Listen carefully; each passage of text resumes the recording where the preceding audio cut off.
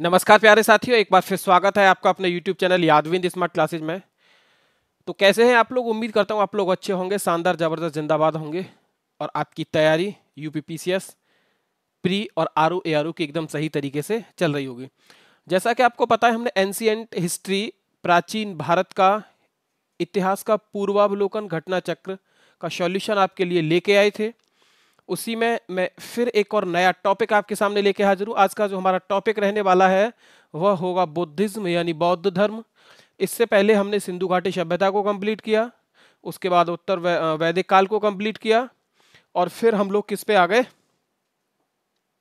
बौद्ध धर्म पे।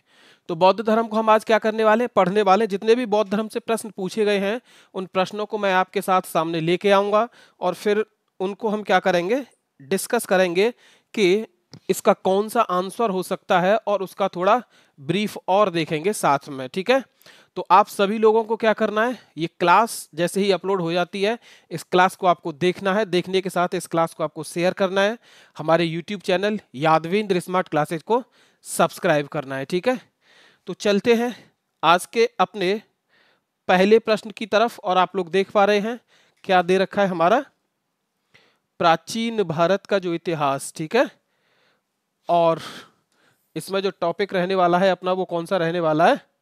बुद्धिज्म यानी बौद्ध धर्म। आगे एक सेकेंड,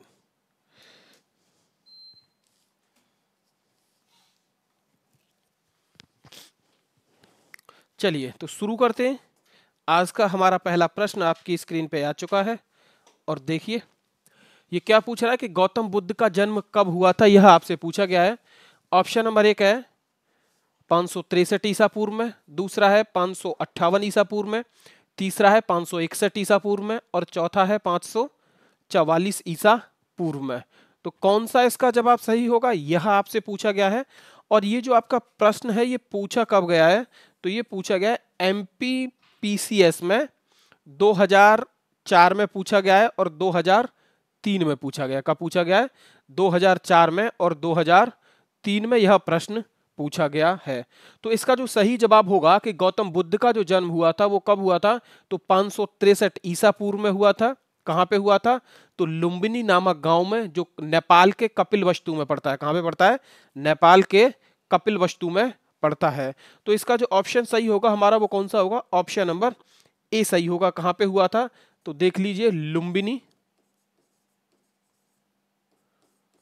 और लुम्बिनी कहां पे है? कपिलवस्तु,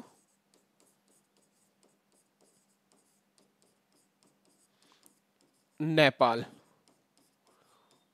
इसका जो सही जवाब होगा वो क्या होगा? ऑप्शन नंबर ए सही क्या होगा? जवाब होगा। ठीक है, दूसरा, हम इनके बचपन के नाम की अगर बात करते हैं कि इनके बचपन का नाम क्या था,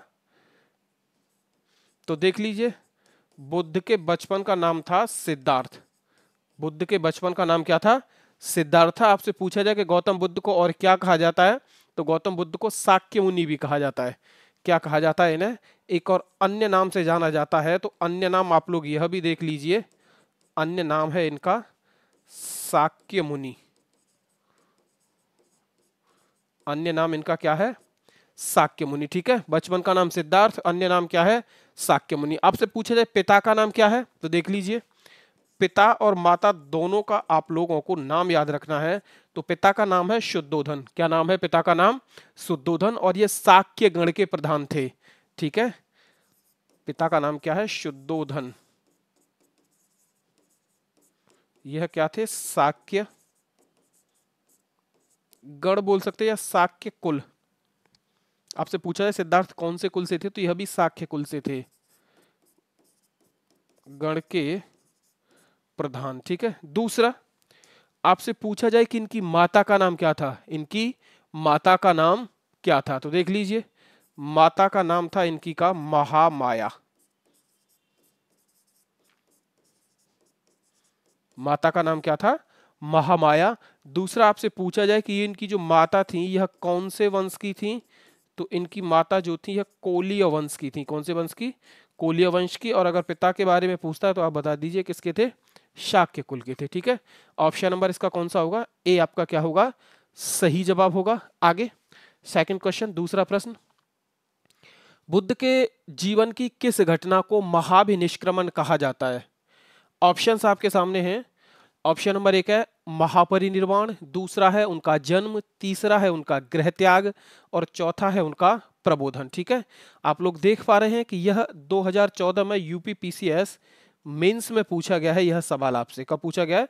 2014 में यूपी पीसीएस मेंस में पूछा गया। ठीक है, तो सबसे पहले देखिए महाभिनिष्क्रमण, घटनाओं के बारे में आप लोग समझ लीजिए घटनाएं कौन कौन सी हैं। एक है महाभिनिष्क्रमण,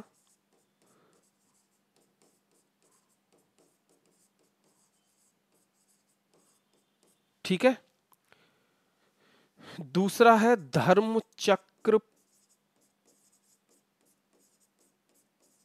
प्रवर्तन, दूसरा क्या है? धर्म चक्र प्रवर्तन, और एक और होगा महापरिनिर्वाण, महापरिनिर्वाण। ठीक है, तो इसका जो सही जवाब रहने वाला है वो आप लोग देखिए, महाभिनिष्क्रमण किसको कहा जाता है? बुद्ध के घर छोड़ने की घटना को क्या कहा जाता है? बुद्ध के घर छोड़ने की घटना को क्या कहा जाता है? महाभिनिष्क्रमण। ठीक है, दूसरा धर्म चक्र प्रवर्तन किसको कहा जाता है? पहला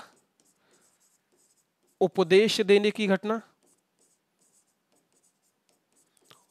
पहला उपदेश देने की घटना क्या कहलाती है? धम्मचक्र प्रवर्तन। दूसरा महापरिनिर्वाण क्या होगा? इनकी मृत्यु को क्या कहा जाता है? महापरिनिर्वाण। ठीक है, इसमें आपसे क्या पूछा गया है? आपसे ये पूछा गया है कि बुद्ध के जीवन की किस घटना को महाभिनिष्क्रमण के रूप में जाना जाता है? तो कौन सी घटना को महाभिनिष्क्रमण के रूप में जाना जाता है? उनका गृह त्याग। क्या जाना जाता है? उनका गृह त्याग। कौन सा सही होगा? ऑप्शन नंबर आपका थर्ड सही होगा। दूसरा आपसे ये पूछा जाए इन्होंने घर कितने वर्ष की अवस्था में छोड़ा था? तो यह भी आप लोगों को बता देना है, इन्होंने 29 वर्ष की, कितने वर्ष की? 29 वर्ष की अवस्था में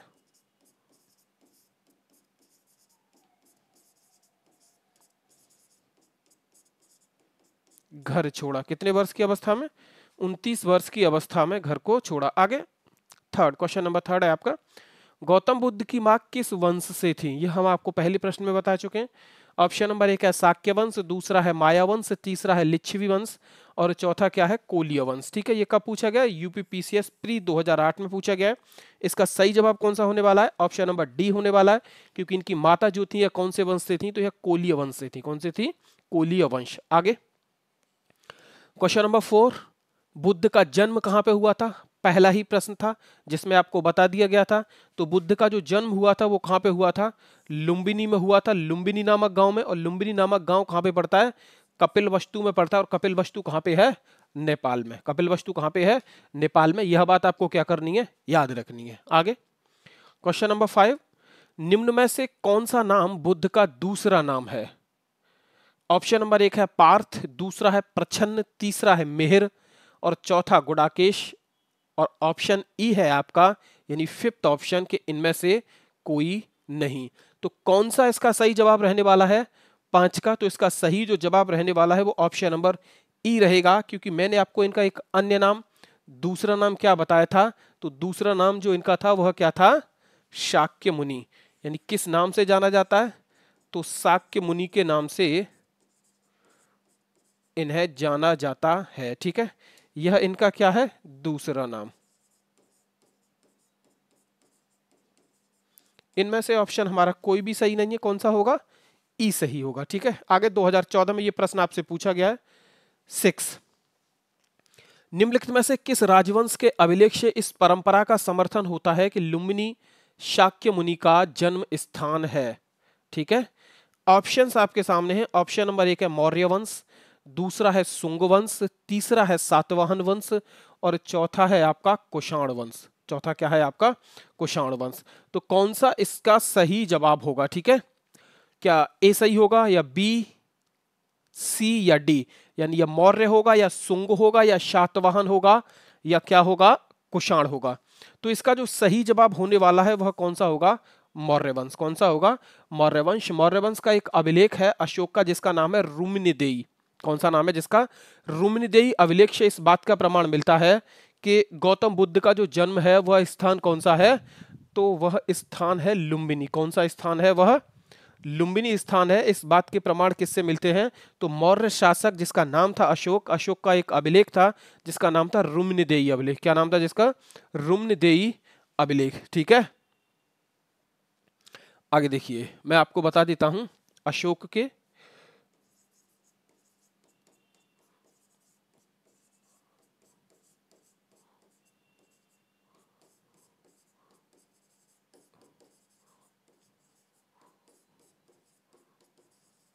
रुम्निदेयी अभिलेख से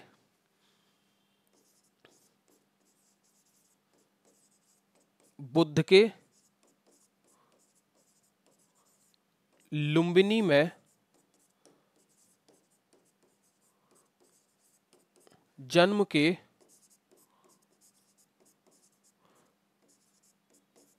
प्रमाण मिलते हैं। किसमें प्रमाण मिलते हैं? रुम्निदेयी अभिलेख क्या है? यह अशोक का अभिलेख है और इसमें प्रमाण मिलते हैं कि गौतम बुद्ध का जन्म कहां पे हुआ था? तो यह लुम्बिनी में हुआ था। और लुम्बिनी कहां पे है?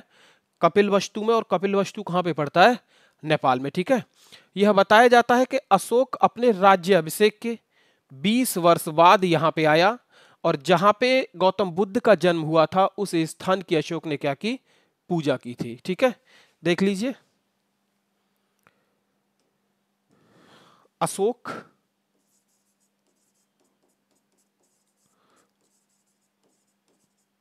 अपने जन्म के 20 वर्ष बाद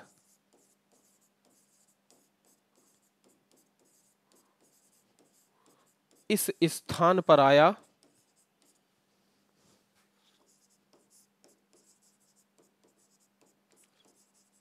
और यहां आकर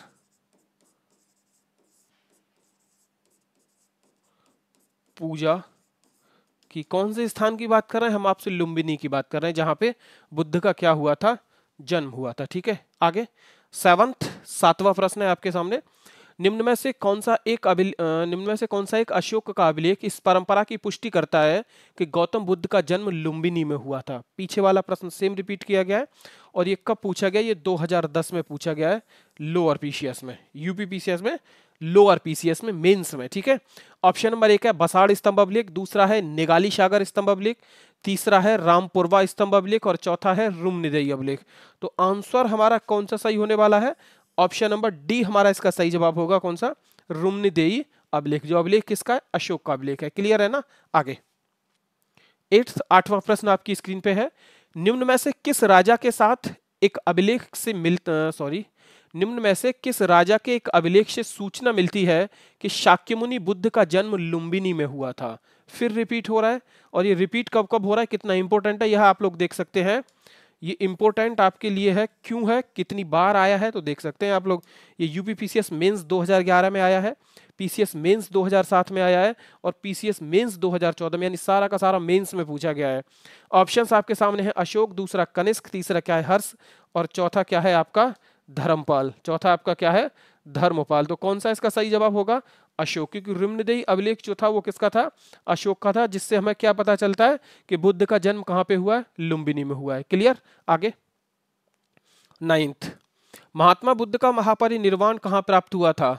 ऑप्शन नंबर 1 है लुम्बिनी, दूसरा है बोध गया, तीसरा है कुशीनगर और चौथा क्या है? कपिलवस्तु में। चौथा क्या है? कपिलवस्तु में। महापरिनिर्वाण में पीछे आपको बता चुका हूं कि बुद्ध की मृत्यु की घटना को क्या कहा जाता है? महापरिनिर्वाण कहा जाता है। बुद्ध की जहां पे मृत्यु हुई थी वह हुई थी उत्तर प्रदेश के कुशीनगर में। ठीक है, कुशीनगर में अपने एक शिष्य के यहाँ पे, जिसका नाम था चंदू करके कुछ, चुंदू करके नाम था उसका, उसके यहाँ पे यह बुद्ध जाते हैं। वह इन्हें वहाँ पे शुअर का मांस खिला देता है, जिसके कारण इनकी तबीयत खराब होती है और बुद्ध की मृत्यु हो जाती है। कहाँ पे? उत्तर प्रदेश के कुशीनगर में। कहाँ पे हो जाती है? उत्तर प्रदेश के कुशीनगर में। ठीक है, और ये ऑप्शन आपका कौन सा सही होगा? ऑप्शन नंबर आपका कौन सा होगा? सी सही होगा। ठीक है, दूसरा आपसे पूछा जाए कि मृत्यु कब हुई थी, तो 483 बीसी में, यानी 483 ईसा पूर्व में आपसे पूछा जाए उस समय बुद्ध की मृत्यु कितनी थी, तो बुद्ध की मृत्यु नहीं, सॉरी, आयु कितनी थी, तो बुद्ध उस समय 80 वर्ष की उम्र के थे। कितने? 80 वर्ष के उम्र के। 483 ईसा पूर्व में बुद्ध की उम्र कितनी थी? 80 वर्ष। ठीक है, ऑप्शन नंबर आपका कौन सा होगा? सी सही होगा। गौतम बुद्ध का महापरिनिर्वाण जिस राज्य में हुआ था वह है, ऑप्शन नंबर 1 है अंग, दूसरा है मगध, तीसरा है मल्ल और चौथा है वत्स। चौथा क्या है आपका? वत्स। तो कौन सा इसका जवाब सही होगा? जल्दी से, ठीक है, कौन सा इसका जवाब सही होगा? जल्दी से इसको हम क्या करते हैं, देखते हैं। ये 2011 प्री में पूछा गया यूपीपीसीएस में। ठीक है, तो कहां पे हुआ था? ये कुशीनगर में हुआ था, लेकिन ये पूछ क्या रहा है आपसे कि वो राज्य कौन सा था, तो वह राज्य था मल्ल। कौन सा राज्य था? वह राज्य था मल्ल राज्य। मल्ल राज्य में ही आपका क्या आता था? कुशीनगर आता था। क्या आता था? कुशीनगर। तो ऑप्शन आपका कौन सा होगा? सी ऑप्शन आपका सही होगा। ठीक है, आगे। महात्मा बुद्ध का महापरिनिर्वाण किसके गणतंत्र में हुआ था? वही है, ऑप्शन नंबर ए है मल्लों के, दूसरा है लिच्छवियों के, तीसरा है शाक्यों के और चौथा क्या है? पालों के। तो कौन सा इसका सही जवाब होने वाला है? पीछे हम प्रश्न में अभी पढ़ के आ रहे हैं, क्या पढ़ के आ रहे हैं? मल्लों के। तो कौन सा होगा? ऑप्शन नंबर हमारा ए इसका क्या होगा? सही जवाब होने वाला है। कौन सा सही जवाब होने वाला है? ए। ठीक है, ये 2005 में यूपीपीसीएस मेंस में पूछा हुआ प्रश्न है। 12वां प्रश्न आपकी स्क्रीन पे आ चुका है, इंपॉर्टेंट प्रश्न है। देखिए, गौतम बुद्ध ने किस स्थान पर निर्वाण प्राप्त किया? किस स्थान पर निर्वाण प्राप्त किया, यह आपसे पूछा गया है। ऑप्शन नंबर 1 है कुशीनारा, दूसरा है श्रावस्ती, तीसरा है लुम्बिनी और चौथा है मित्रों सारनाथ। चौथा है मित्रों सारनाथ। तो कौन सा इसका सही जवाब होगा? यहां पे आपसे महापरिनिर्वाण नहीं पूछा गया है, यहां पे आपसे पूछा क्या जा रहा है? आपसे पूछ रहा है वो निर्वाण, कि इनको निर्वाण की प्राप्ति कहां पे हुई है, इनको निर्वाण की प्राप्ति कहां पे हुई है। तो देख लीजिए, इनको निर्वाण की प्राप्ति से मतलब है कि आपसे पूछ क्या रहा है? निर्वाण।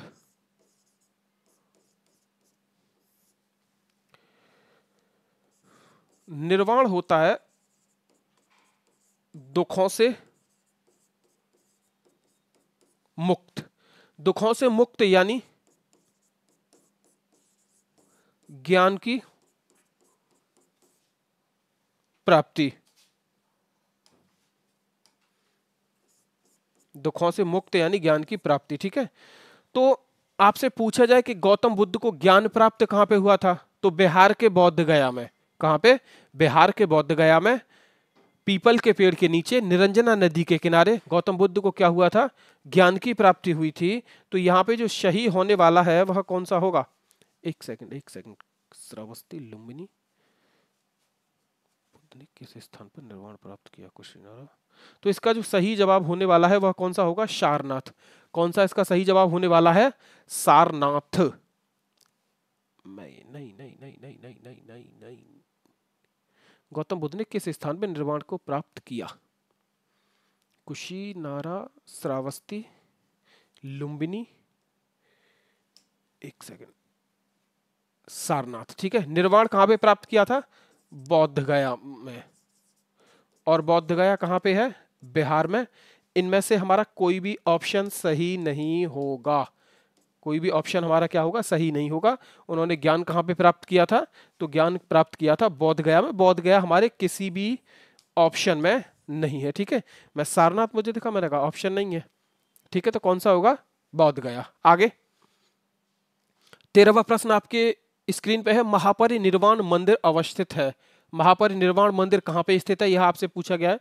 ऑप्शन नंबर 1 है कुशीनगर, दूसरा सारनाथ, तीसरा बौद्ध गया, चौथा क्या है? श्रावस्ती। चौथा क्या है? श्रावस्ती। तो कौन सा इसका सही जवाब होगा? आपसे पूछ रहा है कि महापरिनिर्वाण मंदिर कहां पे स्थित है। तो आप लोग एक चीज याद रखिए कि इनको जहां महापरिनिर्वाण की प्राप्ति हुई वहीं पे क्या होगा? महापरिनिर्वाण मंदिर होगा। ठीक है, तो कहां पे हुआ था इनको महापरिनिर्वाण प्राप्त? तो इनको कुशीनगर में हुआ था।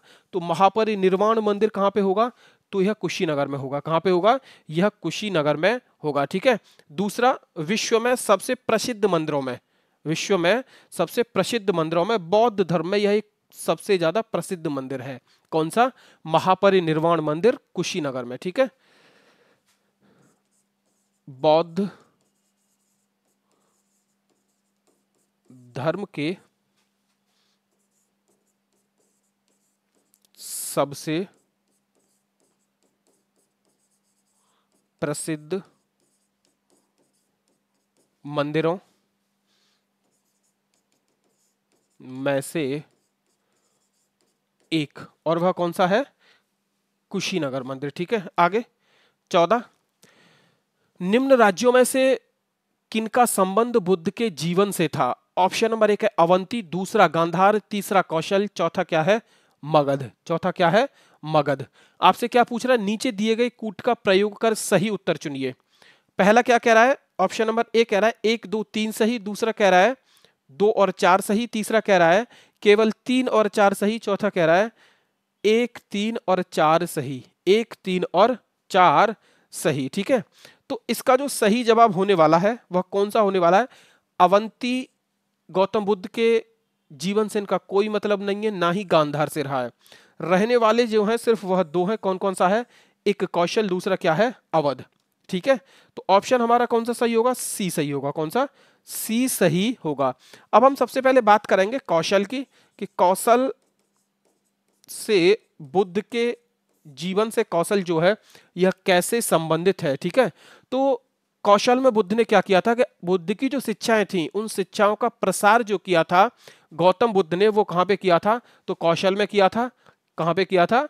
कौशल में। ठीक है। तो ऑप्शन नंबर कौन सा होगा? हाँ सॉरी, कौशल और मगध में किया था। कहां पे किया था? कौशल और मगध में। तो इसे ऐसे ही लिखिए, कौशल और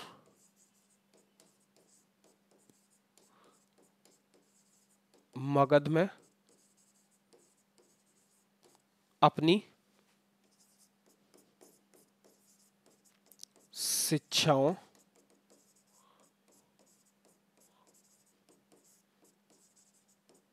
का प्रचार और प्रसार किया। ठीक है। कहां पे किया था? कौशल में और मगध में। और अवंती और गांधार से इनका कोई भी संबंध नहीं है। तो ये ऑप्शन आपके क्या हो जाएंगे? गलत हो जाएंगे। ऑप्शन नंबर सी आपका क्या हो जाएगा मित्रों? ठीक हो जाएगा। क्लियर। आगे, गौतम बुद्ध द्वारा अपने धर्म में दीक्षित किया जाने वाला अंतिम व्यक्ति निम्न में से कौन था? ऑप्शन नंबर 1 है आनंद, दूसरा है सारिपुत्र, तीसरा है मोगलान, चौथा है सुभद्र। चौथा कौन सा है? सुभद्र। और ये कब पूछा गया है? यह पूछा गया है 2013 में। किसमें पूछा गया? 2013 में। ठीक है। तो यह ऑप्शन कौन सा सही होगा? आपका डी ऑप्शन सही होगा, सुभद्र। ठीक है। गौतम बुद्ध द्वारा अपने धर्म में दीक्षित किया जाने वाला अंतिम व्यक्ति कौन था? सुभद्र था। और ये कहां पे था? जहां पे बुद्ध की मृत्यु हुई थी। कहां पे हुई थी? कुशीनगर में। और आपसे पूछा जाए कि गौतम बुद्ध ने अपना अंतिम उपदेश किसे दिया था, तो वो सुभद्र को ही दिया था। किसको दिया था? सुभद्र को। आगे देखिए आप लोग, सुभद्र हो गया। बुद्ध ने अपना अंतिम उपदेश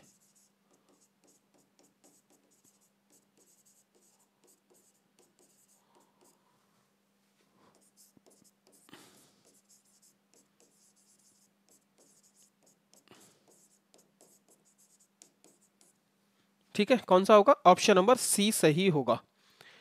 बुद्ध द्वारा रूपांतरित निम्न व्यक्तियों में से कौन सा अंतिम था? यानी रूपांतरण का मतलब इसने अपनाया था धर्म को, तो वह अंतिम कौन सा था? देख लीजिए, पीछे वाला जो प्रश्न है वही रिपीट हुआ है, पूछने की भाषा क्या है? थोड़ी अलग है। तो अंतिम रूपांतरित जो व्यक्ति था वह जिसका नाम क्या था? सुभद्र जिसका नाम था। और ये प्रश्न आपसे पूछा गया है ROARO 2016 में। ठीक है ना।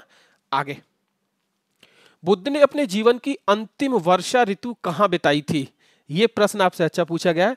अंतिम वर्षा ऋतु कहां बिताई थी, यह आपसे पूछा गया है। ऑप्शन नंबर 1 है श्रावस्ती, दूसरा है वैशाली, तीसरा है कुशीनगर और चौथा क्या है, सारनाथ। चौथा क्या है, सारनाथ। ठीक है, तो कौन सा इसका सही जवाब होगा? इसका जो सही जवाब होगा वो ऑप्शन नंबर बी सही होगा कि गौतम बुद्ध के द्वारा अपने जीवन की अंतिम वर्षा ऋतु जो बिताई गई थी वो कहां पे बिताई गई थी, तो वैशाली में बिताई गई थी। अब आप लोग कहेंगे कि इसका प्रमाण कहां से मिलता है कि इन्होंने अपने जीवन की अंतिम वर्षा ऋतु वैशाली में बिताई थी? तो एक सूक्त है जिसका नाम है महापरिनिब्बाण। क्या है? स्रोत की हम इसकी बात करें कि इसका स्रोत हमें कहां से मिलेगा, तो देख लीजिए सूक्त है, उस सूक्त का नाम क्या है, जिसका नाम है महापरिनिब्बाण। क्या नाम है जिसका? महापरिनिब्बाण। ऑप्शन नंबर कौन सा, सॉरी यह क्या होगा आपका? ऑप्शन नंबर सी सही होगा, वैशाली में। और इसकी जानकारी हमें किससे मिलती है, तो महापरिनिब्बाण नामक सूक्त से। ठीक है, आगे 18वां प्रश्न आपकी स्क्रीन पे आ चुका है। निम्नलिखित में से कौन सा एक बौद्ध मत में निर्वाण की अवधारणा की सर्वश्रेष्ठ व्याख्या करता है? ऑप्शन नंबर 1 है तृष्णा रूपी अग्नि का शमन, दूसरा है स्वयं की पूर्णतः अस्तित्वहीनता, तीसरा है परमानंद एवं विश्राम की स्थिति, और चौथा है धारणातीत मानसिक अवस्था। क्या पूछ रहा है आपसे कि निम्न में से कौन सा एक बौद्ध मत निर्वाण की अवधारणा की सर्वश्रेष्ठ व्याख्या करता है? निर्वाण की अवधारणा क्या है? वही अवधारणा थी जो मैंने आपको अभी बताई थी। पीछे प्रश्न आया था कि निर्वाण किसको प्राप्त होता है? जो दुखों से दूर हो जाता है, यानी जिसको ज्ञान की प्राप्ति होती है, उसी को क्या कहलाता है? तो निर्वाण कहा जाता है। ठीक है, तो इनमें से इसके लिए जो सबसे सटीक ऑप्शन होगा हमारा वो ए ऑप्शन होगा, यानी तृष्णा रूपी अग्नि व्यक्ति के अंदर जब उसकी समाप्त हो जाती है, वह जल जाती है, तो उसी व्यक्ति को क्या प्राप्त होता है? उसी व्यक्ति को निर्वाण प्राप्त होता है। इसी वजह से हमारा जो ऑप्शन सही होगा वह कौन सा होगा? ऑप्शन नंबर ए इसका क्या होगा? सही होगा। यानी व्यक्ति के अंदर तृष्णा, क्रोध और विषाद, ये सारे ऐसे जो तत्व हैं ये हट जाते हैं, तो उसी को हम क्या कहते हैं कि इसको निर्वाण की प्राप्ति हुई है। इसी वजह से ऑप्शन नंबर हमारा क्या होगा? ए सही होगा, तृष्णा रूपी अग्नि का शमन। 19 आपसे पूछा गया कि आलार कलाम कौन थे? ऑप्शंस आपके सामने हैं। ऑप्शन नंबर 1 है बुद्ध के शिष्य थे, दूसरा है बुद्धकालीन एक शासक थे, तीसरा है एक प्रतिष्ठित बौद्ध भिक्षु थे, और चौथा है बुद्ध के गुरु थे। तो इसका जो सही जवाब होगा वो कौन सा होगा? ऑप्शन नंबर डी इसका क्या होगा? सही जवाब होगा कि यह गौतम बुद्ध के क्या थे? गुरु थे। ठीक है, और ये कब पूछा गया है आपसे? 2000 यूपीपीसीएस 2010 में यह प्रश्न आपसे क्या किया गया है? पूछा गया है। ठीक है, तो आपसे पूछा जाए कि गौतम बुद्ध के पहले गुरु कौन थे, ऐसे भी करके आपसे पूछ सकता है, तब भी आपका जवाब आलार कलाम होना चाहिए। क्या होना चाहिए? आलार कलाम आपका जवाब होना चाहिए। ठीक है, आगे 20 बुद्ध ने अपना पहला धर्म चक्र प्रवर्तन किस स्थान पर दिया था?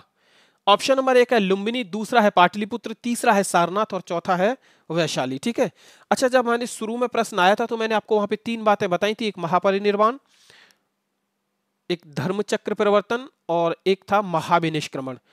तो धर्मचक्र प्रवर्तन क्या था कि बुद्ध के पहले उपदेश देने की घटना को धर्मचक्र प्रवर्तन कहा गया, और ये धर्मचक्र प्रवर्तन इन्होंने कहां पे किया था? यानी आपसे ये पूछा गया यहाँ पे, एक्चुअल में अगर देखा जाए तो गौतम बुद्ध ने अपना पहला उपदेश कहां पे दिया था, और पहले उपदेश देने की घटना को क्या कहा गया? धर्मचक्र प्रवर्तन। और वो कहां पे दिया था? तो वो सारनाथ में दिया था। कहां पे? सारनाथ में। ऑप्शन नंबर कौन सा सही होगा? बी सही होगा। कौन सा? बी सही होगा। ठीक है, धर्मचक्र प्रवर्तन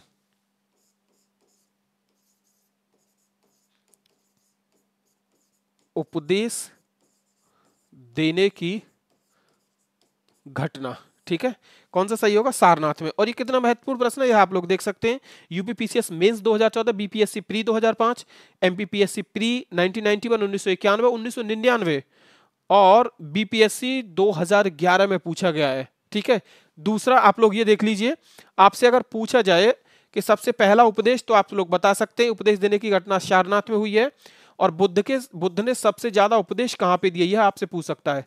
बुद्ध ने सबसे ज्यादा उपदेश कहां पे दिए, अगर ऐसा कुछ आपसे पूछता है तो आपका जवाब क्या होना चाहिए? श्रावस्ती। आपका जवाब क्या होना चाहिए? श्रावस्ती। पहला उपदेश सारनाथ में, सबसे ज्यादा उपदेश कहां पे दिए? श्रावस्ती में। क्लियर? आगे 21, बुद्ध ने अपना पहला उपदेश कहां पे दिया? बिल्कुल पीछे वाला प्रश्न है, सारनाथ में। समय बर्बाद नहीं किया जाएगा। सारनाथ में अपना प्रथम वचन किसने दिया था? वही रिपीट हो रहा है, गौतम बुद्ध ने दिया था। गौतम बुद्ध ने अपना प्रथम उपदेश कहां पे दिया? सारनाथ में दिया। सी सही है।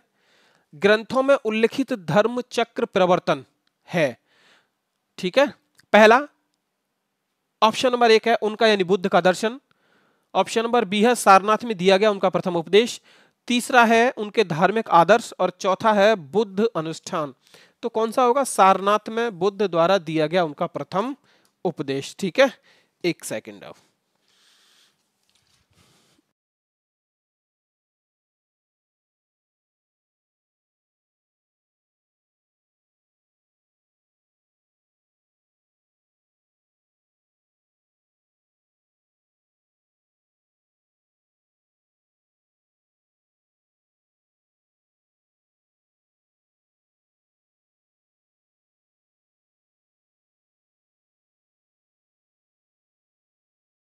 ये 2004 में लोअर पीसीएस प्री में पूछा गया है। 25 धर्मचक्र प्रवर्तन किया गया था। धर्मचक्र प्रवर्तन कहां पे किया गया था? यह भी क्या होगा? सेम ही होगा, ऑप्शन नंबर सी। ठीक है, ये 2015 में लोअर पीसीएस में आपसे पूछा गया है। 26 बुद्ध ने सर्वाधिक उपदेश दिए थे। बुद्ध के द्वारा सर्वाधिक उपदेश कहां पे दिए गए, यह आपसे पूछ रहा है। मैंने आपको पहले बता दिया है। ऑप्शन नंबर 1 है वैशाली, दूसरा है श्रावस्ती में, तीसरा है कौशाम्बी में और चौथा क्या है? राजगृह में। ठीक है, ऑप्शन नंबर कौन सा सही होगा? श्रावस्ती में। सबसे अधिक उपदेश कहां पे दिए थे? श्रावस्ती में। दूसरा आपसे पूछा कि बुद्ध के सबसे अधिक शिष्य कहां से थे, तो बुद्ध के सबसे अधिक शिष्य थे कौशल राज्य से, और कौशल राज्य की राजधानी क्या थी? तो श्रावस्ती। क्या थी? श्रावस्ती। यह भी आप लोग थोड़ा सा देख लीजिए। बुद्ध के सबसे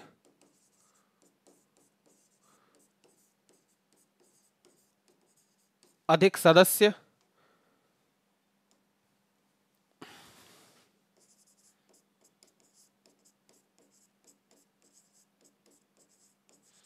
कौशल राज्य से थे। ठीक है,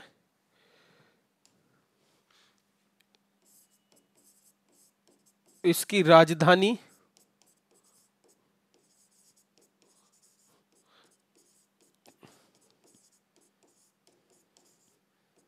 श्रावस्ती थी। ठीक है, आगे 27 बुद्ध कौशाम्बी किसके राज्यकाल में आए थे? बुद्ध कौशाम्बी किसके राज्यकाल में आए थे, यह आपसे पूछा गया है। ऑप्शन नंबर 1 है शतानीक, दूसरा है उदयन, तीसरा है बौद्धि और चौथा है निच्छु। चौथा कौन सा है? निच्छु। तो कौन सा इसका सही जवाब होगा? कौन सा इसका सही जवाब होगा? ठीक है, ऑप्शन नंबर ए होगा, बी होगा या सी होगा? तो इसका जो सही जवाब होगा वह होगा ऑप्शन नंबर बी यानी उदयनी। ठीक है, गौतम बुद्ध के द्वारा यहां अपने जीवन का नवा विश्राम किया गया ज्ञान प्राप्ति के बाद। कौन सा विश्राम किया गया? नवा विश्राम किया गया ज्ञान प्राप्ति के बाद। ठीक है, दूसरा आपसे पूछा जाता है कि उदयनी जो था, यह शासक जो था, इसने बौद्ध धर्म किसके प्रभाव में आके अपनाया था? तो एक व्यक्ति थे जिनका नाम था पिंडोला भारद्वाज। जिनका नाम क्या था? पिंडोला भारद्वाज। उनके प्रभाव से उदयनी जो था यह क्या था? बौद्ध बना था। और इसी उदयनी ने घोषित राम बिहार को बौद्ध भिक्षु संघ को क्या किया था? दान दिया था। यह बात भी आप लोगों को क्या करनी है? याद रखनी है। तो थोड़ा मैं यहां पे इसके बारे में लिख और देता हूं, जिससे कि आप क्या करेंगे? नोट कर सकते हैं, लिख सकते हैं, या पीडीएफ आपको मिले तो आप क्या कर सकते हैं? उसे याद कर सकते हैं। ठीक है, आगे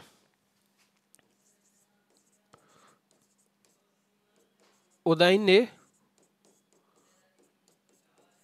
पिंडोला भारद्वाज के प्रभाव से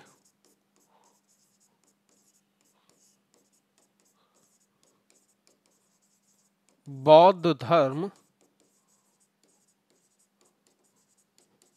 अपनाया। किसके प्रभाव से बौद्ध धर्म अपनाया? पिंडोला भारद्वाज के प्रभाव से। ठीक है, दूसरा आगे, उदयन ने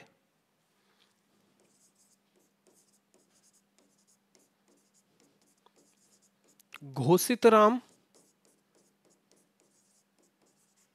उदयन ने घोषित राम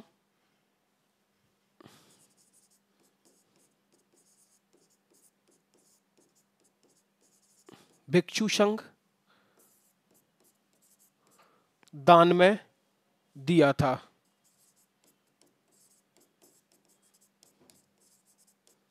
ठीक है, ऑप्शन नंबर कौन सा सही होगा? बी इसका क्या होगा?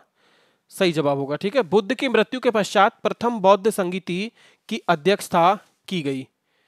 ऑप्शंस आपके सामने हैं। ऑप्शन नंबर 1 है महाकश्यप द्वारा, दूसरा है धर्मसेन द्वारा, तीसरा है अजातशत्रु द्वारा और चौथा है नागसेन द्वारा। ठीक है, ये प्रश्न आपसे कब पूछा गया? यूपीपीसीएस प्री 2024 में पूछा गया। कब पूछा गया? प्री 2024 यूपीपीसीएस में, 2000 में, 24 नहीं 2000 में। ठीक है, आप लोग इससे पहले थोड़ा समझ लीजिए। क्या समझना है आपको? समझना आपको ये है कि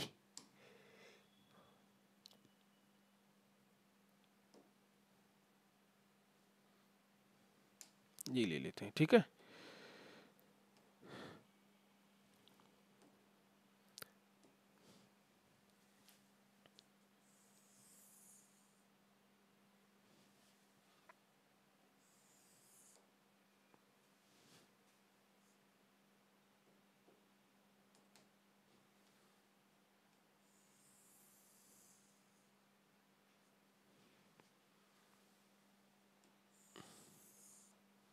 सबसे पहले आप लोग देखिए, बौद्ध धर्म में जो बौद्ध संगीति हुई थी वो कितनी हुई थी? तो 4 हुई थी।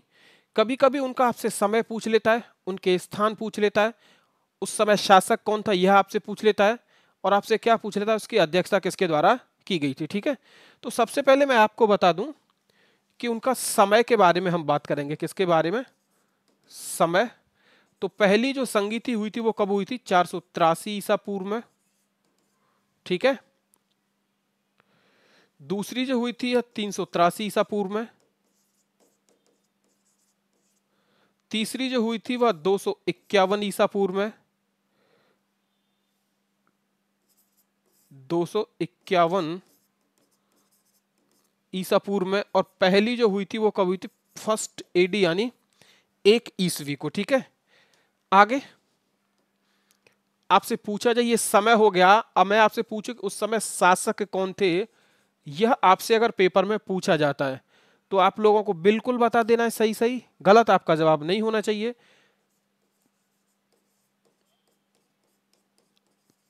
पहली में शासक कौन था जब पहली बौद्ध संगीति हुई? तो अजातशत्रु था। दूसरी के समय शासक कौन था? तो कालाशोक था। तीसरी के समय शासक कौन था? तो कनिष्क था। सॉरी, अशोक। कौन था? अशोक। और चौथी के समय कौन था? कनिष्क। चौथी के समय शासक कौन था? तो कनिष्क शासक था। अब मैं आपसे कहूं कि इसकी अध्यक्षता किसके द्वारा की गई थी? अध्यक्ष कौन था? तो आप लोग अध्यक्ष देख लीजिए। पहला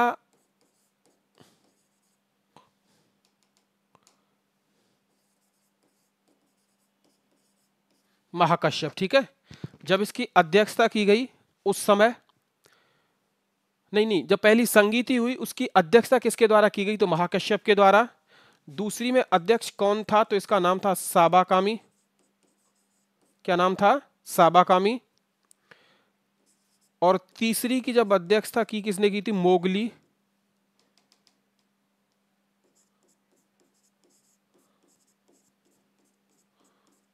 पुत्तिस। किसने की थी? मोगली पुत्तिस। और वसुमित्र। कौन था? वसुमित्र। दूसरा आपसे पूछा जाए, प्लेस आपसे पूछा जाए, स्थान, हालांकि स्थान हमें पहले लिखने चाहिए था, ये थोड़ी गलती हुई है। आपसे पूछा जाए स्थान कि पहली कहां पे हुई थी, तो देख लीजिए पहली हुई थी आपकी राजगृह या इसे राजगीर भी बोला जाता है, ठीक है। दूसरी हुई थी वैशाली में, तीसरी हुई थी पाटलिपुत्र, और चौथी हुई थी कुंडल वन में। चौथी हुई थी कहाँ पे?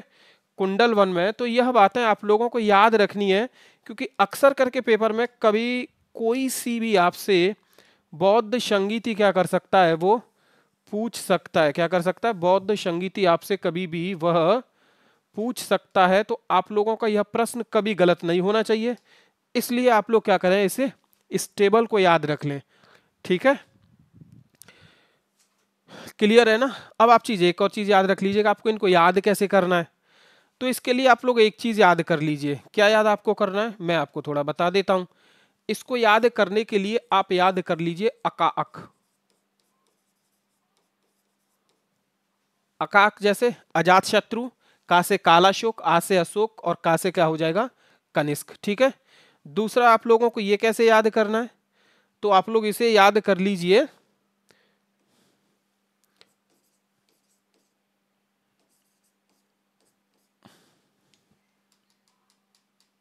मसमोव। क्या याद कर लीजिए? मसमोव, महाकश्यप, साबाकामी, मोगलीपुत्र तिस्स और वशुमित्र। और यह लास्ट आप लोग याद कर लीजिए, क्या याद करना है? रावैपाक, यानी राजगृह, वैशाली, पाटलिपुत्र और कुंडलवन। कुंडलवन कहाँ पे है? कश्मीर में। कहाँ पे है? कश्मीर में। क्लियर?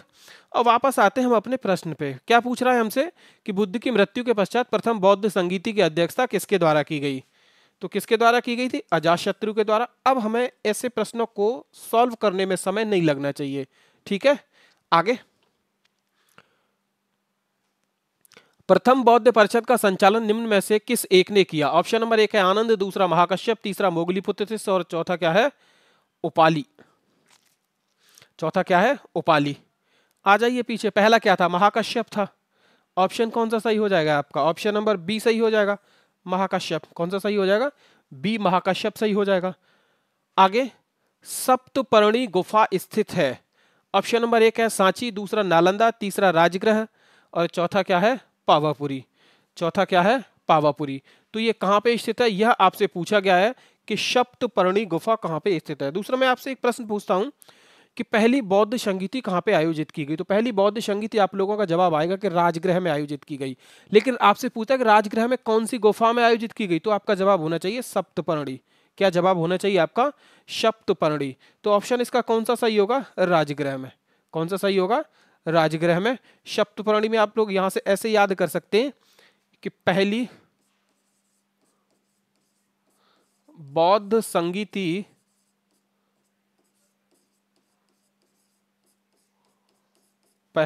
संगीति आयोजित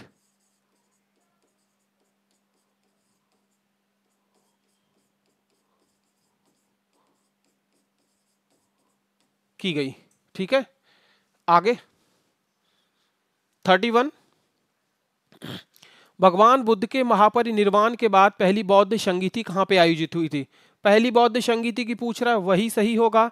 कहां पे आयोजित की गई थी? राजगृह। मैंने आपको राजगीर भी बताया था। ऑप्शन नंबर आपका क्या होगा?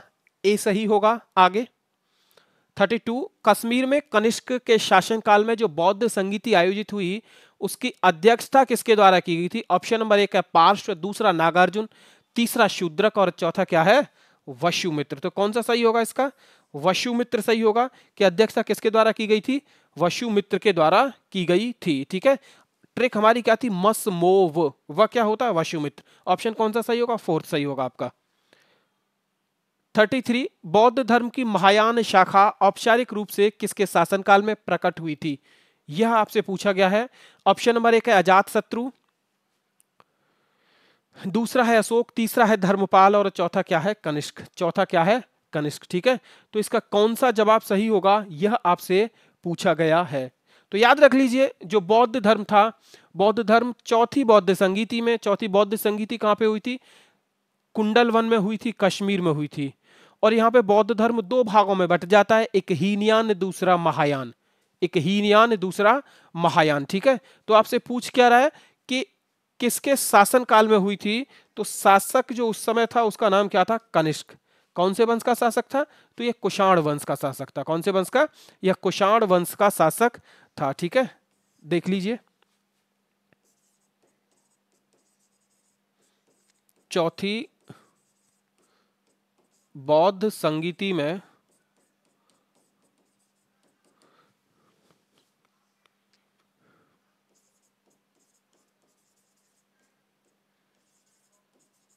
बौद्ध धर्म दो भागों में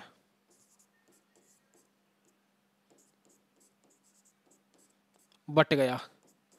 नंबर एक हीनयान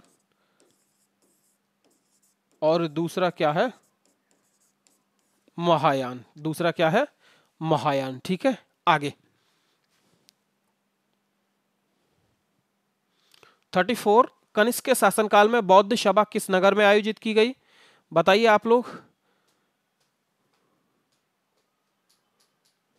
ऑप्शन नंबर एक है मगध, दूसरा है पाटलिपुत्र, तीसरा है कश्मीर और चौथा क्या है, राजगृह। चौथा क्या है, राजगृह। ठीक है, तो कुंडलवन जो है वह कहां पे है, कश्मीर में, जहां पे चौथी बौद्ध संगीति आयोजित हुई थी।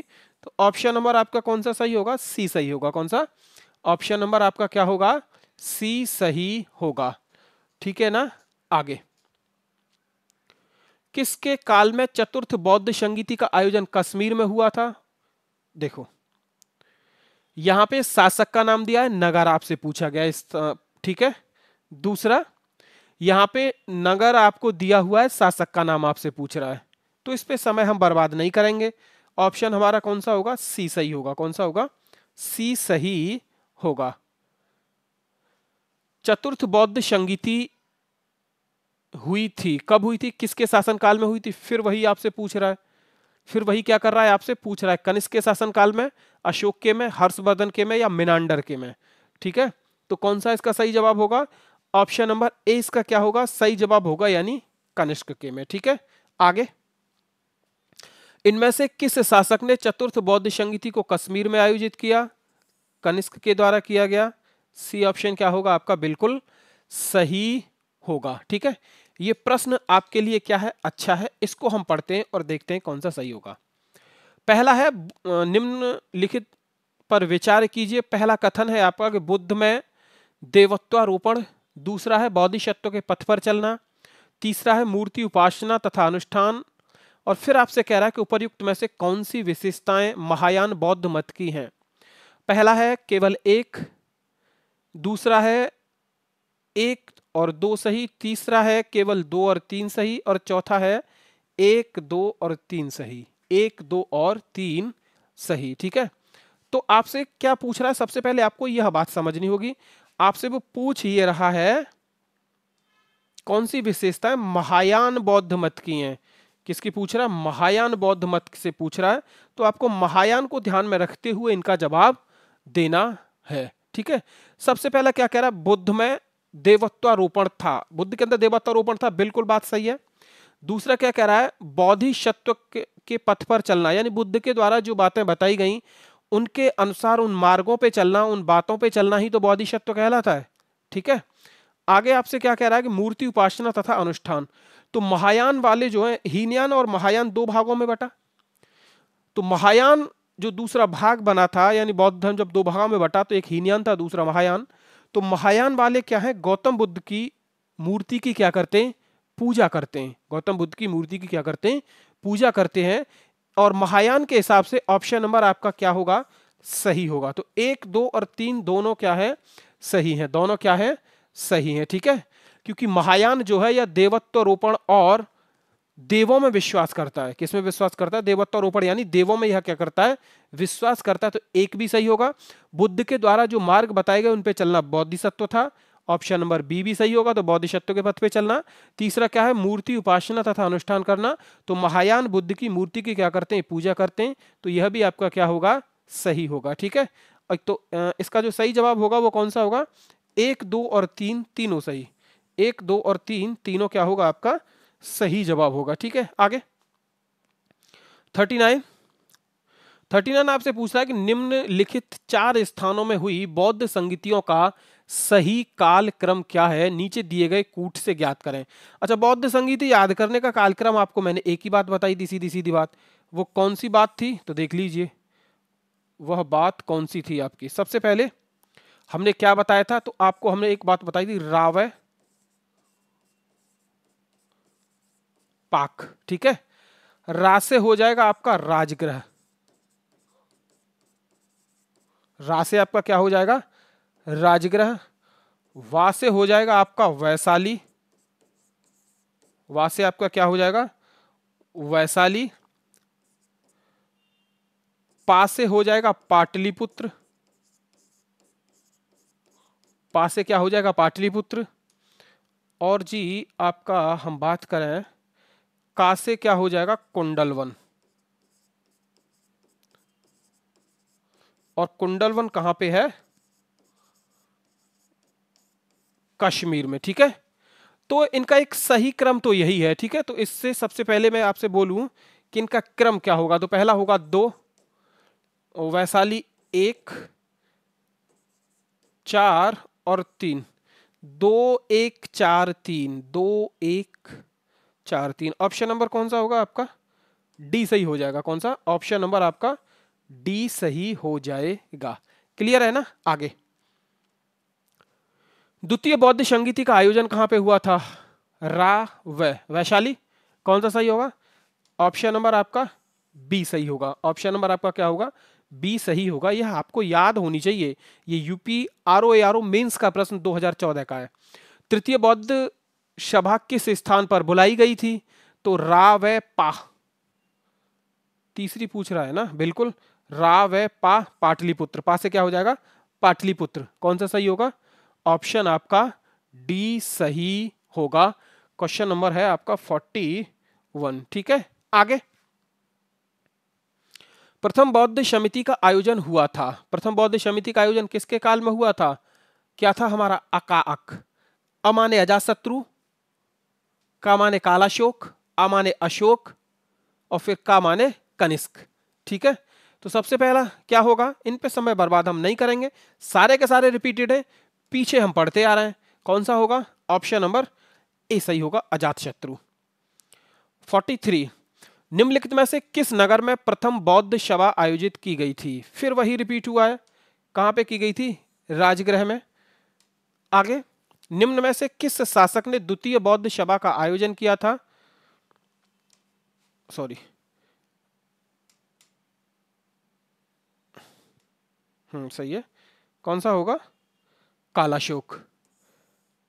ये सारे के सारे रिपीटेड है, हम पीछे पढ़ के आ रहे हैं इन्हें, तो इन पे हम समय बर्बाद नहीं करेंगे। अब ये देखिए, ये अच्छा प्रश्न है आपका, ये मैचिंग के लिए आपसे आया है, स्तंभ 1 और स्तंभ 2 को आपसे क्या कह रहा है, मैच कीजिए कौन सा इसका सही जवाब होगा।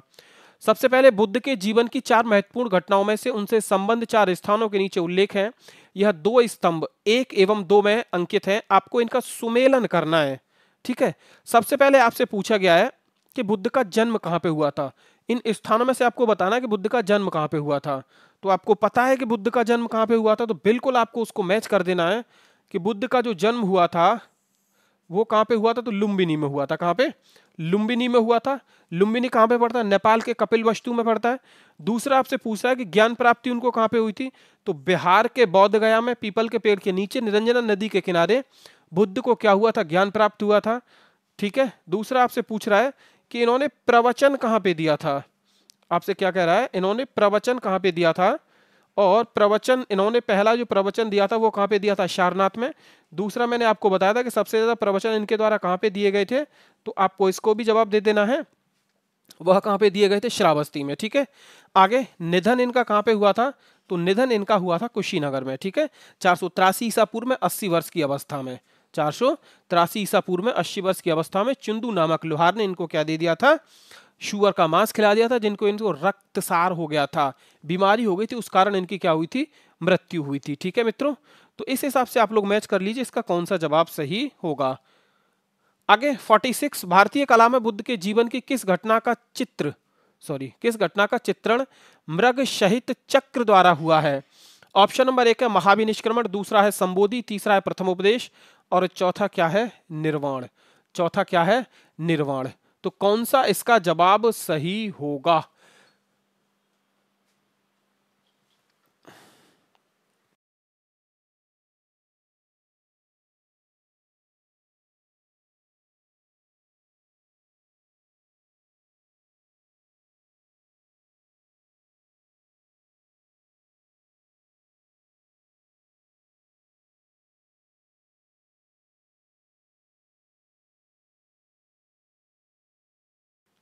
ठीक है, तो इसका कौन सा सही होगा? क्या महाविनिष्क्रमण होगा, क्या संबोधि होगा, क्या प्रथम उपदेश होगा, या निर्वाण होगा? तो इसका जो सही जवाब होगा वो कौन सा होगा? प्रथम उपदेश। भारतीय कला में बुद्ध के जीवन की प्रथम उपदेश घटना का चित्रण मृग सहित चक्र द्वारा हुआ है। ठीक है, क्योंकि बुद्ध ने अपना पहला उपदेश कहां पे दिया था? सारनाथ में मृगदाव हरिण वन में। कहां पे दिया था? मृगदाव यानी हरिण वन में दिया था। देख लीजिए,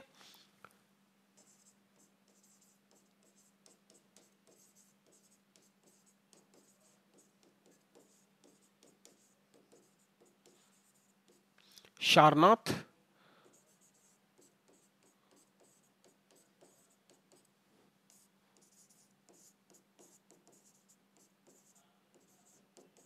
हरिण वन। ठीक है, आगे नेक्स्ट 47 फिर आपसे क्या कह रहा है? फिर इनका मैच करने के लिए बोल रहा है। एक जन्म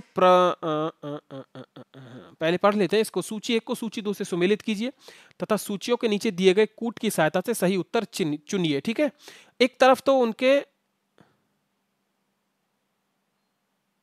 ये थोड़ा गलत हुआ है। ठीक है, क्योंकि ये चिन्ह इधर लिखा जाना चाहिए था, अर्थ इधर लिखा जाना चाहिए था। ठीक है, ये चिन्ह इधर लिखा जाना चाहिए था और अर्थ उधर लिखा जाना चाहिए था। तो ये क्या हुआ? ये थोड़ा ही टाइपिंग मिस्टेक हुई है। क्या हुई है? टाइपिंग मिस्टेक हुई है। तो सबसे पहले हम देखते हैं कि इनके जन्म का जो चिन्ह बताया गया, तो जन्म का चिन्ह किसको बताया गया? सबसे पहले यह आपको बताना है, क्या बोधि वृक्ष था, क्या धर्म चक्र परिवर्तन था, या घोड़ा था, या कमल था? तो इनके जन्म का जो चिन्ह बताया गया बुद्ध के का, वो किसको बताया गया? तो ये कमल को बताया गया था। किसको बताया गया था? कमल को बताया गया था। दूसरा, प्रथम प्रवचन जो है, इसका चिन्ह किसको बताया गया? तो ये धर्म चक्र प्रवर्तन। क्या है? धम्म चक्र प्रवर्तन। ठीक है, तीसरा आपसे क्या पूछ रहा है? महाबोधि। महाबोधि जो है यह क्या है? बोधि सत्व या बोधि वृक्ष। महाबोधि, बोधि वृक्ष। और आपका एक ही बच रहा है, और वह क्या बच रहा है? त्याग, यानी गृह त्याग। गृह त्याग का आपका क्या था? जो चिन्ह था वह था घोड़ा। इनके गृह त्याग का चिन्ह क्या था? घोड़ा। ठीक है, तो यह आप लोग ऑप्शन अगर मिलाने चाहे तो मैच कर सकते हैं। कौन सा होगा? 4, 4 के बाद 2, और 4 के बाद 2 जो है यह होगा आपका ऑप्शन नंबर 4।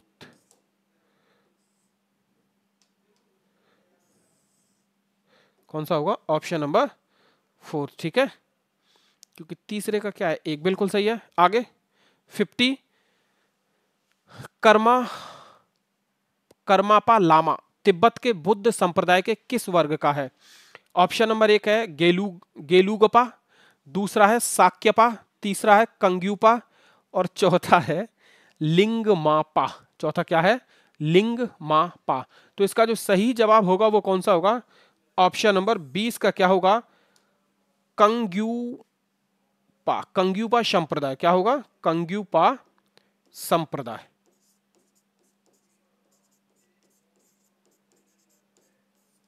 कंग्यूपा संप्रदाय। ठीक है, आगे 49, बुद्ध के संबंध में निम्नलिखित में से कौन से कथन सही हैं? ठीक है, सबसे पहला कह रहा है कि उनका जन्म कपिलवस्तु में हुआ था। उनका जन्म कपिलवस्तु में हुआ था। दूसरा कह रहा है उनको बौद्ध गया में ज्ञान की प्राप्ति हुई। तीसरा कह रहा है उन्होंने वैदिक धर्म को अस्वीकार किया। चौथा कह रहा है उन्होंने आर्य सत्य का प्रचार किया, और नीचे दिए गए कूट की सहायता से आपको क्या करना है, सही उत्तर चुनना है। और ये पूछा किसमें गया है, यह यूपीपीसीएस जीआईसी 2010 में पूछा गया है। आप लोग इसका जवाब दीजिए, तब तक मैं पानी पी लूं थोड़ा सा।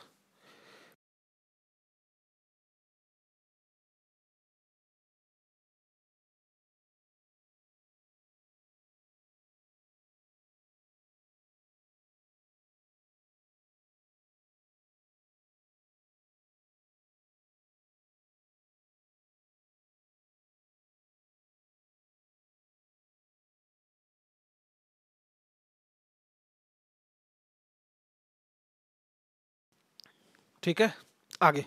सबसे पहले पहला क्या कह रहा है कि उनका जन्म कपिलवस्तु में हुआ था, बिल्कुल सही है। लुम्बिनी नामक गांव कपिलवस्तु में पड़ता है, नेपाल के में। वो क्या है, होगा ऑप्शन नंबर हमारा ए सही होगा। ठीक है, ज्ञान की प्राप्ति, उन्होंने बिहार के बोध गया में उनको ज्ञान की प्राप्ति हुई, बात यह क्या है, एकदम सही बात है। दूसरा, उन्होंने वैदिक धर्म को अस्वीकार किया, बिल्कुल सही बात है। वैदिक धर्म को अस्वीकार किसने किया था, बुद्ध ने किया था, यह भी सही है। उन्होंने आर्य सत्य का प्रचार किया, उन्होंने आर्य सत्य का प्रचार किया, यह भी बात क्या है, एकदम सही बात है। तो ऑप्शन नंबर आपका कौन सा होगा, 1 2 3 4 सही होगा। कौन सा, 1 2 3 4, यानी ऑप्शन नंबर डी। 50, बोध गया में महाबोधि मंदिर बनवाया था किसने, बोध गया में महाबोधि मंदिर किसने बनवाया था।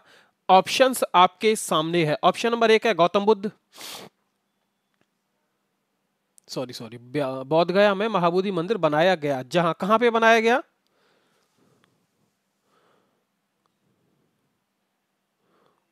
ऑप्शन नंबर 1 है गौतम बुद्ध पैदा हुए थे, दूसरा है गौतम बुद्ध को ज्ञान प्राप्त हुआ था, तीसरा है गौतम बुद्ध ने अपना प्रथम प्रवचन दिया था, और चौथा है गौतम बुद्ध की मृत्यु हुई थी। तो गौतम बुद्ध को ज्ञान की प्राप्ति कहां पे हुई थी, तो बिहार के बोध गया में हुई थी। तो वहां पे क्या बनाया गया, मंदिर बनाया गया, कौन सा, महाबोधि मंदिर। ऑप्शन हमारा कौन सा हो जाएगा, ऑप्शन नंबर बी सही हो जाएगा। कौन सा हो जाएगा, बी सही हो जाएगा। क्यों सही हो जाएगा, इस बात का अंदाजा इससे लगाया जा सकता है कि बिहार के, ये क्या पूछ रहा है, बोध गया में महाबोधि मंदिर बनाया गया, तो बिहार के बोध गया में उनको ज्ञान की प्राप्ति हुई थी, इसलिए महाबोधि मंदिर का निर्माण यहां पे हुआ था। ठीक है, आगे। बोध गया में बोधि वृक्ष अपने वंश की इस पीढ़ी का है। ऑप्शन नंबर 1 है तृतीय, दूसरा है चतुर्थ, तीसरा है पंचम, और चौथा क्या है, षष्ठम। चौथा क्या है, षष्ठम। ठीक है, तो बोध गया में एक चीज आप लोग याद रख लीजिए, वर्तमान में जो यहाँ का जो वृक्ष है वह बोधि वृक्ष नहीं है, क्योंकि पहले जो वृक्ष था उस पर आक्रमण किया था बंगाल का एक ब्राह्मण शासक था जिसका नाम था शशांक। शशांक ने आक्रमण किया और पहले वाले उस वृक्ष को, महाबोधि वृक्ष को क्या किया, नष्ट कर दिया। फिर इसके बाद यहाँ पे 5वीं पीढ़ी का वृक्ष अलेक्जेंडर कनिंघम के द्वारा लगाया गया। अलेक्जेंडर कनिंघम के द्वारा क्या किया गया, लगाया गया। इसीलिए यह जो वृक्ष है यह कौन सी पीढ़ी का है, तो ऑप्शन नंबर सी सही हो जाएगा इसका जवाब, कि यह पंचम पीढ़ी का क्या है, वृक्ष है। कौन सी पीढ़ी का, पंचम पीढ़ी का वृक्ष है। ठीक है, सबसे पहले वृक्ष की मैं बात करूं तो वो जो वृक्ष था वो कौन सी पीढ़ी का था, जिसको नष्ट किया था शशांक सेन ने, वो 7वीं पीढ़ी का था। कौन सी पीढ़ी का था, तो वह 7वीं पीढ़ी का वृक्ष था। ठीक है, आगे। अब ये 5वीं पीढ़ी का किसने लगाया था, तो अलेक्जेंडर कनिंघम ने। ठीक है, आगे। 52, निम्न में से कौन सा बौद्ध पवित्र स्थल निरंजना नदी के किनारे बसा हुआ है। बिहार के बोध गया में निरंजना नदी के किनारे इनको ज्ञान की प्राप्ति हुई, तो कौन सा बसा हुआ है, बोध गया बसा हुआ है। कौन सा, बोध गया बसा हुआ है। आगे। 53, बुद्ध के उपदेश किससे संबंधित हैं। ऑप्शन नंबर 1 है आत्मा संबंधी विवाद, दूसरा है ब्रह्मचर्य, तीसरा है धार्मिक कर्मकांड, और चौथा क्या है, आचरण की शुद्धता व पवित्रता। पीसीएस प्री 1991 में यह प्रश्न आपसे क्या किया गया है, पूछा गया है। तो कौन सा इसका सही जवाब होगा कि बुद्ध के जो उपदेश है वह आचरण की शुद्धता और पवित्रता से संबंधित है। किससे, आचरण की शुद्धता और पवित्रता से संबंधित है। ऑप्शन नंबर हमारा कौन सा होगा, डी इसका सही जवाब होगा। ठीक है, इस क्लास की पीडीएफ आपको यादविंद्र स्मार्ट क्लासेस के टेलीग्राम चैनल पे अवेलेबल हो जाएगी। अगर आपके पास बुक नहीं है तो वहां से आप लोग क्या कर सकते हैं, प्रैक्टिस कर सकते हैं। ठीक है, मैं इस पीडीएफ को क्या कर दूंगा, अपने Telegram channel Yadvindra smart classes पे अपलोड कर दूंगा, जहां से आप लोग इस पीडीएफ को डाउनलोड कर सकते हैं। ठीक है, और अगर किसी को नहीं मिलता है ये चैनल तो कमेंट कीजिए, हम कमेंट में लिंक को मेंशन कर देंगे, आप उस लिंक से हमारे टेलीग्राम चैनल पे जा सकते हैं। 54 क्या कह रहा है, निम्न में से कौन बुद्ध के जीवन काल में ही संघ प्रमुख होना चाहता था? ऑप्शन नंबर 1 है देवदत्त, दूसरा है महाकश्यप, तीसरा है उपाली और चौथा क्या है, आनंद। तो इसका जो सही जवाब होगा वह क्या होगा, आनंद। क्योंकि जो बुद्ध का चचेरा भाई था जिसका नाम क्या था, देवदत्त, और यह बुद्ध के जीवन काल में ही इस संघ का क्या होना चाहता था, प्रमुख होना चाहता था। तो यह कौन था, तो बुद्ध का चचेरा भाई, ठीक है, कौन था, देवदत्त।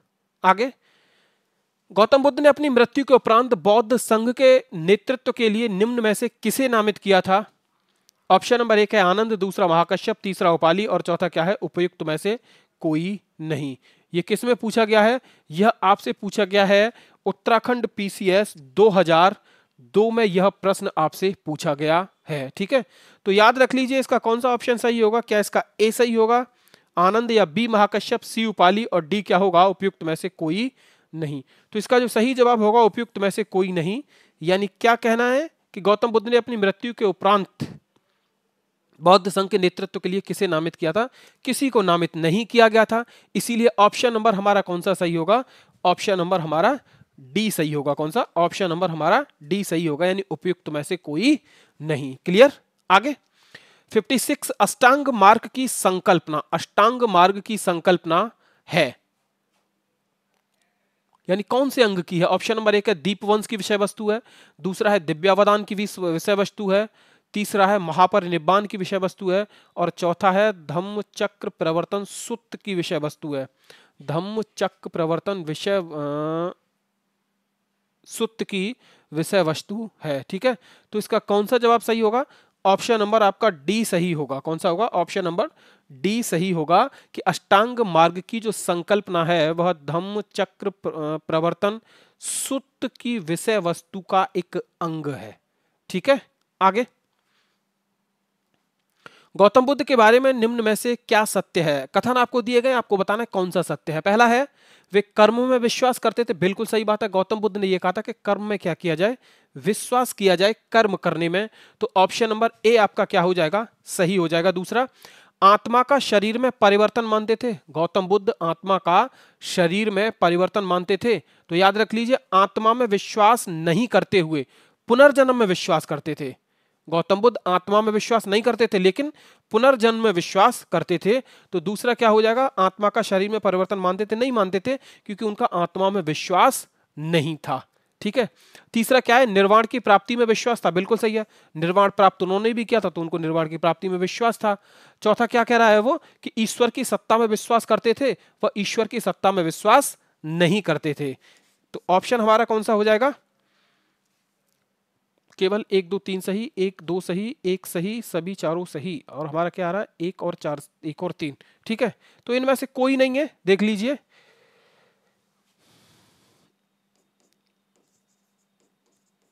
एक और 3 सही। ठीक है,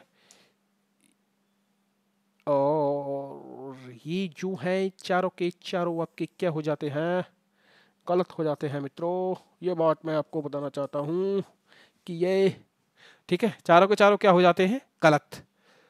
आगे, बौद्ध संघ में भिक्षुणी के रूप में स्त्रियों के प्रवेश की अनुमति बुद्ध द्वारा दी गई थी।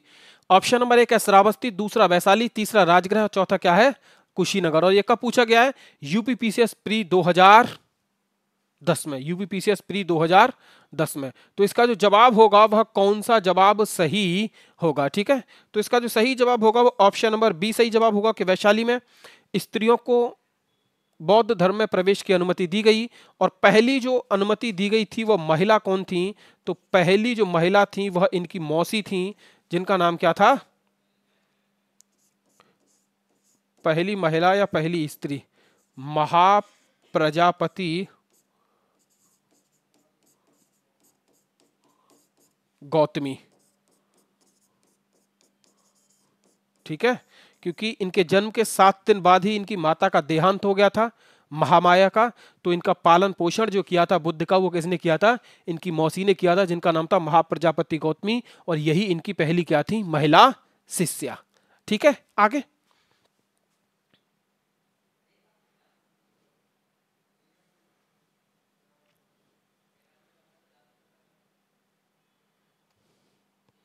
आगे देखिए, त्रिपिटक क्या है? ऑप्शन नंबर 1 है गांधी जी के 3 बंधन, दूसरा है ब्रह्मा विष्णु महेश, तीसरा है महावीर के 3 नगीने और चौथा है बुद्ध के उपदेश संग्रह। ये लोअर पीसीएस 2003 और 2004 दोनों में पूछा गया, ठीक है। तो यह क्या है? बुद्ध के उपदेश संग्रह है त्रिपिटक, ठीक है। एसएससी ने एक बार प्रश्न ये पूछा था कि त्रिपिटक का अर्थ क्या होता है, तो त्रिपिटक का अर्थ होता है ज्ञान की टोकरी। क्या होता है? ज्ञान की टोकरी। त्रिपिटक का अर्थ होता है, त्रिपिटक है क्या? वही आपसे पूछ रहा है, बुद्ध के उपदेश संग्रह, ठीक है। तो एसएससी ने अलग तरह से पूछा है थोड़ा, और ये पीसीएस ने अलग तरह से पूछा है। दूसरा आपसे पूछा जाए कि ये त्रिपिटक क्या है, तो ये ऐसे भी पूछ सकते, त्रिपिटक क्या है, तो ये बौद्ध ग्रंथ है। त्रिपिटक क्या है? यह बौद्ध ग्रंथ है। अब ये त्रिपिटक है कौन कौन से, यह देख लीजिए, त्रिपिटक है कौन कौन से।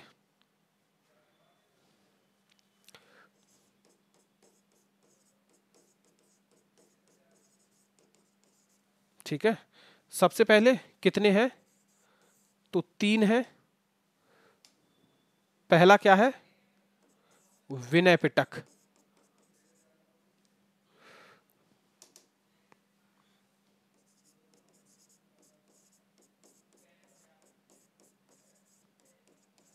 पहला क्या है? विनय पिटक। और आपसे पूछ सकता है कि विनय पिटक में क्या दिया हुआ है, तो विनय पिटक में संघ संबंधी नियमों का वर्णन किया गया। किसका? संघ संबंधी नियम।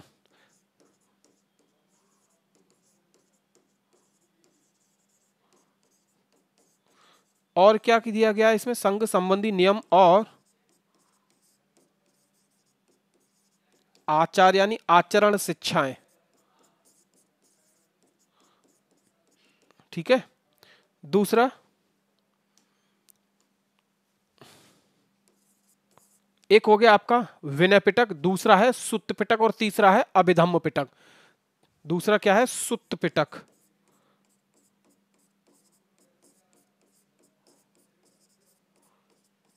सुत्त पिटक में क्या दे रखा है? धार्मिक सिद्धांत। सुत्त पिटक में क्या दे रखा है? धार्मिक सिद्धांत।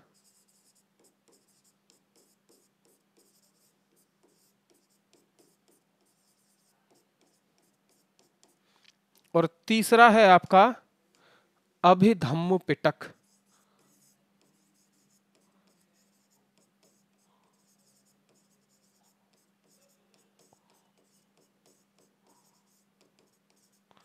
तीसरा है आपका अभिधम्म पिटक। इसमें क्या दे रखा है? दार्शनिक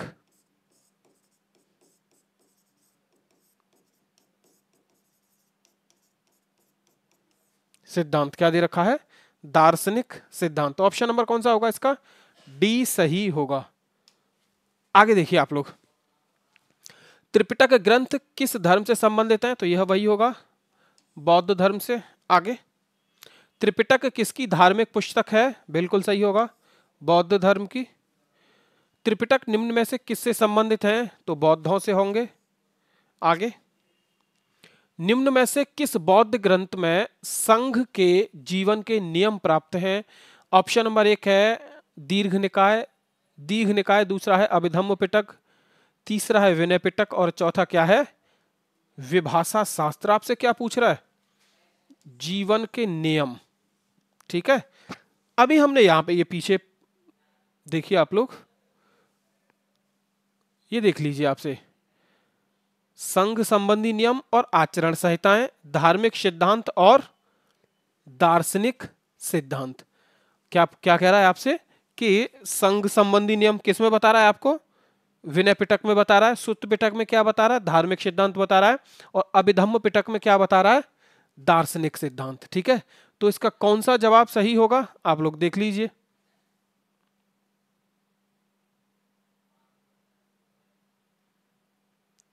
एक सेकंड, ये है जीवन के नियम। तो जीवन के नियम यानी आचरण नियम किस में दे रखे हैं? आचरण नियम जीवन के होंगे। तो विनय पिटक में किस में दे रखे हैं? विनय पिटक में। कौन सा सही होगा?